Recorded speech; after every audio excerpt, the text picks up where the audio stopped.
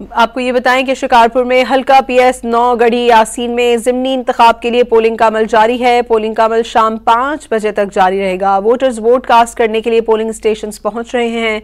Peoples party के उम्मीदवार आगा शहबाज खान दुर्रानी ने भी अपना वोट कास्ट किया।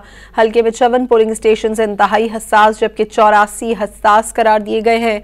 पीपल्स पार्टी के आगा शहबाज खान दुर्रानी और JUI के मौलाना रशीदुल्लाह शाह समेत 8 उम्मीदवार इंतखाब लड़ रहे हैं। ये नशिस्त आगा सिराज दुर्रानी के इंतकाल के बाद खाली हुई थी। आपको ये बताएं कि शिकारपुर में हल्का PS 9 गढ़ी यासीन में ज़िमनी इंतखाब के लिए पोलिंग का अमल जारी है। पोलिंग का अमल शाम 5 बजे तक जारी रहेगा। वोटर्स वोट कास्ट करने के लिए पोलिंग स्टेशन पहुंच रहे हैं। पीपल्स पार्टी के उम्मीदवार आगा शहबाज खान दुर्रानी ने भी अपना वोट कास्ट किया। हल्के में 54 पोलिंग स्टेशन इंतहाई हसास जबकि 84 हसास करार दिए गए हैं।